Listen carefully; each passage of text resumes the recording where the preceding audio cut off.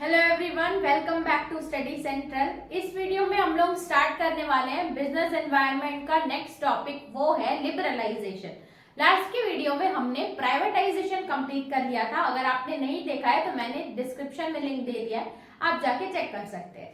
Start करते हैं new chapter. इसमें से भी 8 मार्क्स के क्वेश्चन पूछेंगे। इस वीडियो में जो हम आंसर डिस्कस करने वाले हैं वो है meaning and definition of liberalisation, types of liberalisation and objectives of liberalisation. ये टोटल 8 मार्क्स का पूछ सकता है या इसमें एक चीज है तो ऑब्जेक्टिव्स छोड़ देगा। मेरे ख्याल से बेसिकली पूरा कंप्लीट आंसर 8 मार्क्स का पूछेगा ही। तो इसमें 8 मार्क्स को डिस्कस करिए। चलते हैं, मैं आपको स्टार्टिंग से बताती हूँ कि इंडिया की जो सिचुएशन थी वो 1991 के पहले बहुत ही खराब थी। हमारे पास फॉरेन रिजर्व्स नहीं थे, हमारे पास इनफ्लो नहीं था कैश का, और उसके साथ साथ ट्रेडिंग भी ज्यादा नहीं हो पा रही थी। इंडियन मॉनेटरी फंड भी हमें ज्यादा लोन नहीं दे रहा था। अपने हिसाब से वो लोग लोन प्रोवाइड कर रहे थे और अपनी कंडीशन से, मतलब ओवरऑल सम अप करें तो all over economic condition of India was not good before 1991। तो इसका कुछ तो सोल्यूशन लेके आना था। तो सोल्यूशन लेके आए हम एनईपी यानी कि न्यू इकोनॉमिक पॉलिसी 1991। 1991 के बाद ग्लोबलाइजेशन, लिबरलाइजेशन और प्राइवेटाइजेशन आया, जो कि इकोनॉमी का पूरा स्टेट बदल दिया। अब पिछले क्लासेस में हमने प्राइवेटाइजेशन पढ़ा था, इसमें लिबरलाइजेशन देखेंगे। अब हमारे पास उतना ज्यादा प्रोडक्ट सेलिंग नहीं हो रहा था, हमारे पास फॉरेन रिजर्व्स नहीं थे, हमारे पास अच्छा कैपिटल नहीं था। इसका मतलब कहीं ना कहीं rules and regulations for trading way very much strict.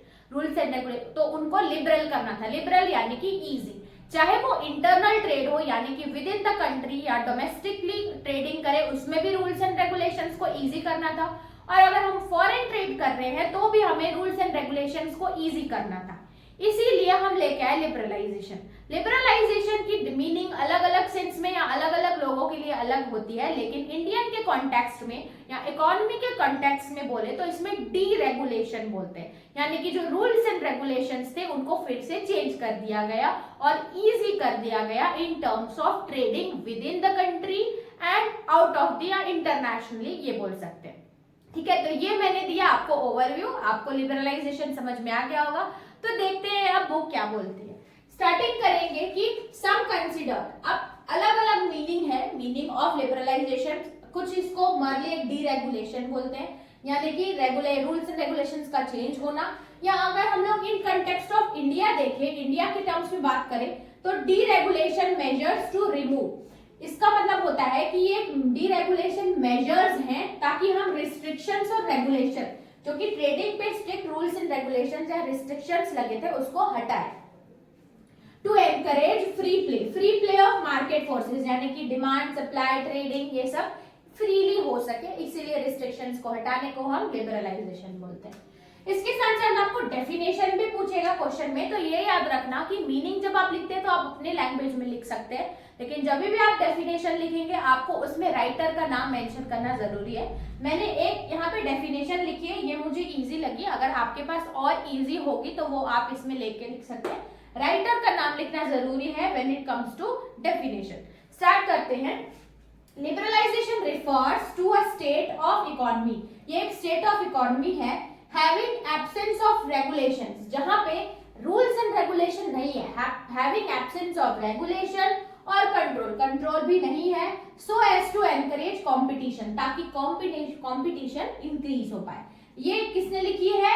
N Dhameja ने लिखी है। ठीक है, तो ये आप देख सकते हैं। अगर ये आपको इजी लग रही है तो आप यही लिख सकते हैं। उसके बाद आता है types of liberalisation.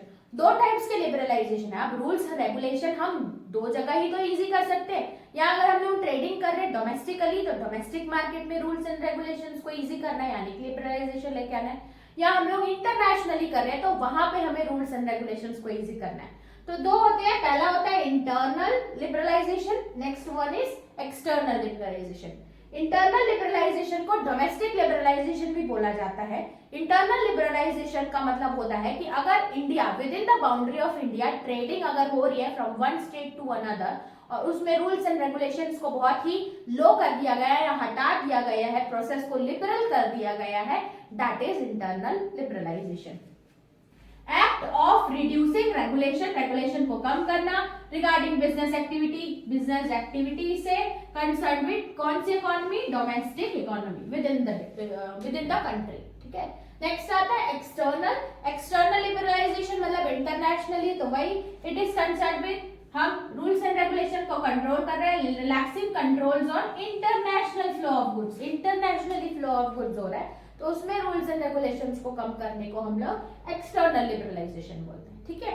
Next discuss करते हैं हम लोग ऑब्जेक्टिव्स, क्या उद्देश्य है लिबरलाइजेशन को इम्प्लीमेंट करने के या लिबरलाइजेशन स्टार्ट करने के, ठीक है। तो आप ये ऑब्जेक्टिव्स तो आप इजी से लिख सकते हैं कि पहले रूल्स एंड रेगुलेशन हार्ड थे, अब रूल्स एंड रेगुलेशन इजी हो चुके हैं, इजी हो चुके हैं तो ट्रेडिंग वाले पर्संस को क्या क्या फायदा होगा या इकोनॉमी के टर्म्स में, सारे ऑब्जेक्टिव्स अपने से इंटर रिलेटेड होते हैं। ये देखो, पहला है प्रोडक्टिविटी इंप्रूव होगी, अब सब कोई अच्छे से ट्रेडिंग कर पा रहे हैं, यानी कि प्रोड्यूस ज्यादा करेंगे तो प्रोडक्टिविटी इंप्रूव होगी। फिर market free forces, free forces यानी कि अब हम हर जगह इजीली किसी के पास भी ट्रांसपोर्ट कर सकते हैं गुड्स एंड सर्विसेज।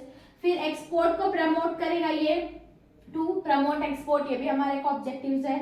मोनोपोली, जो पब्लिक सेक्टर अंडरटेकिंग्स है, बहुत सारे पब्लिक सेक्टर होते हैं, अब उनको पता है कि बाहर से तो सामान ले नहीं सकते तो वहां पे वो लोग मोनोपोली करते हैं, तो मोनोपोली को एंड करना भी हमारा एक उद्देश्य है। उसके साथ साथ पब्लिक डेट, अब भाई गवर्नमेंट पब्लिक कितना ही कर्जा उठाएगी, इंटरनेशनल ट्रेडिंग करो, फॉरेन रिजर्व्स लेके आओ तो पब्लिक डेट कम हो जाएगा। इकोनॉमिक एक्टिविटीज इंक्रीज होगी, मार्केट स्ट्रक्चर एक्सपैंड हो जाएगा ना, पहले हम डोमेस्टिकली ट्रेड कर रहे थे, अब विद इन द स्टेट कर रहे थे, अब हम लोग स्टेट के में तो कंट्री में तो करेंगे ही, एक्स्ट्रा इंटरनेशनली भी कर रहे हैं, इसका मतलब अब हमें इकोनॉमिक एक्टिविटीज जो है वो बढ़ गई हैं। उसके बाद ग्लोबलाइज, हमारी इकोनॉमी ग्लोबलाइज हो रही है। फिर डोमेस्टिक कैपिटल इंक्रीज होगा क्योंकि हर जगह से प्रोडक्ट्स आ रहे हैं, हम भी बेच रहे हैं, तो कैपिटल फॉर्मेशन हो सकता है, ठीक है। तो ये था हमारा पूरा टॉपिक अबाउट लिबरलाइजेशन, हमने सारे चीजें डिस्कस कर ली, types, objectives of meaning. I hope आपको समझ में आया होगा। चलते हैं नेक्स्ट वीडियो में, देखते हैं इस चैप्टर का नेक्स्ट टॉपिक, तब तक के लिए थैंक्स फॉर वॉचिंग।